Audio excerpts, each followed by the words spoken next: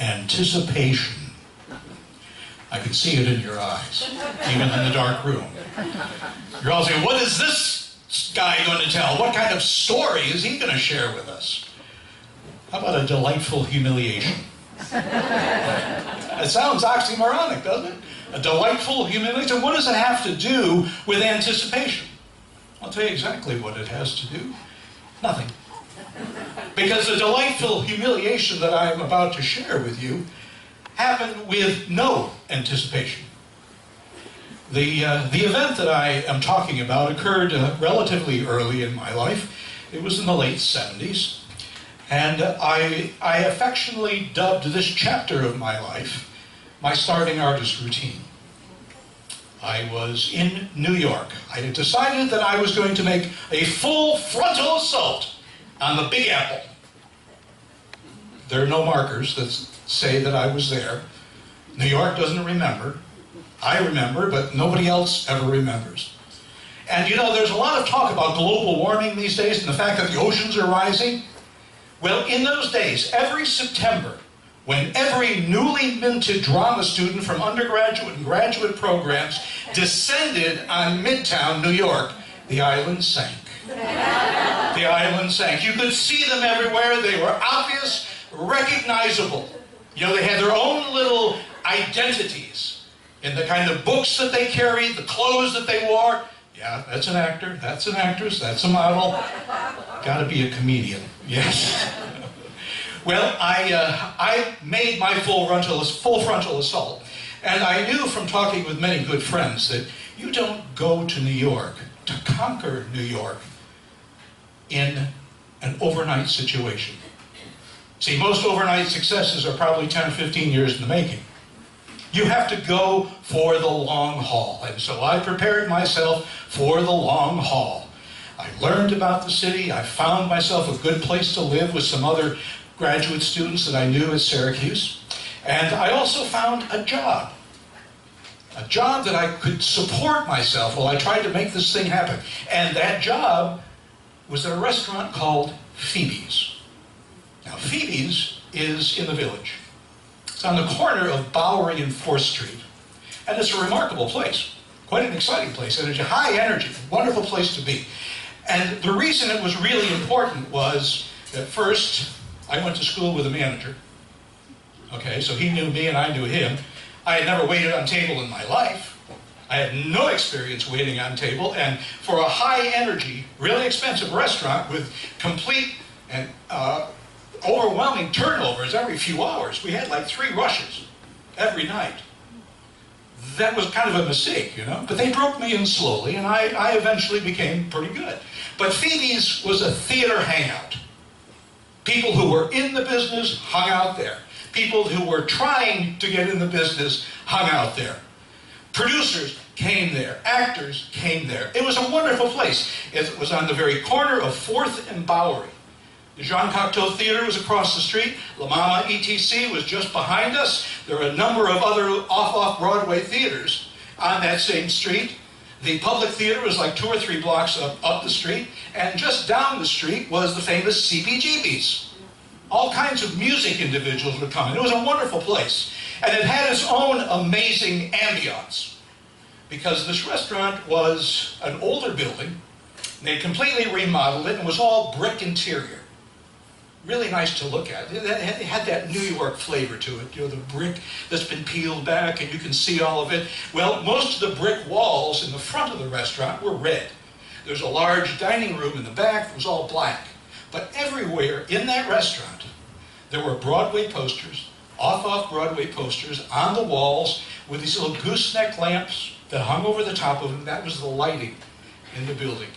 It's a wonderful place to be. Great, great, great ambience.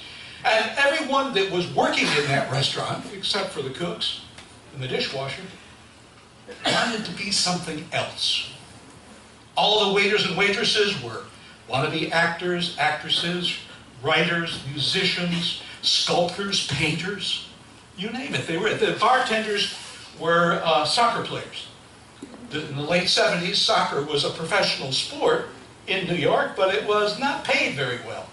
And so they had to have other jobs. They had to work in these restaurants to make ends meet. But it was a wonderful experience, and I learned actually to become a pretty good waiter.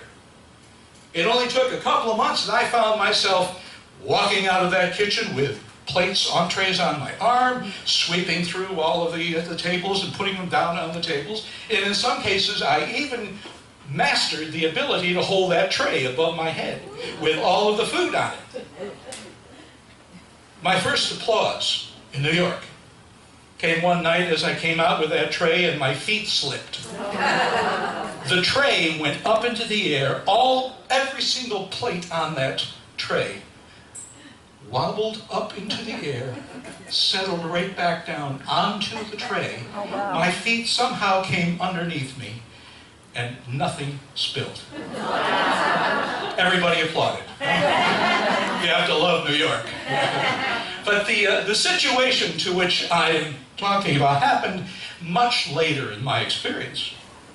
I was a seasoned waiter at this point. I had people coming to my section to sit in my section because they wanted me to wait on them.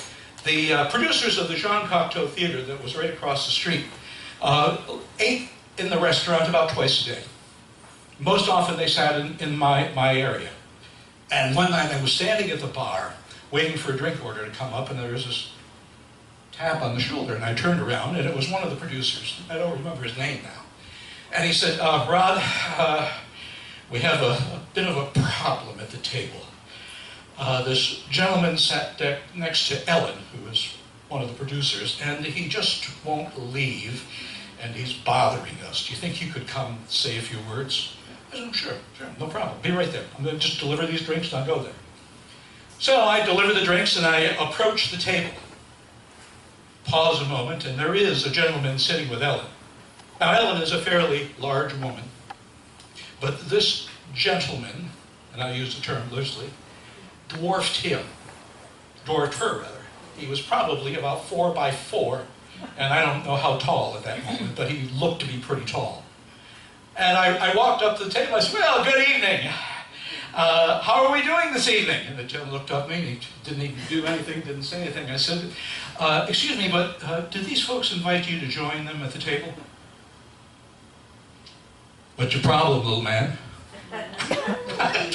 No problem, sir. It's just to know if you are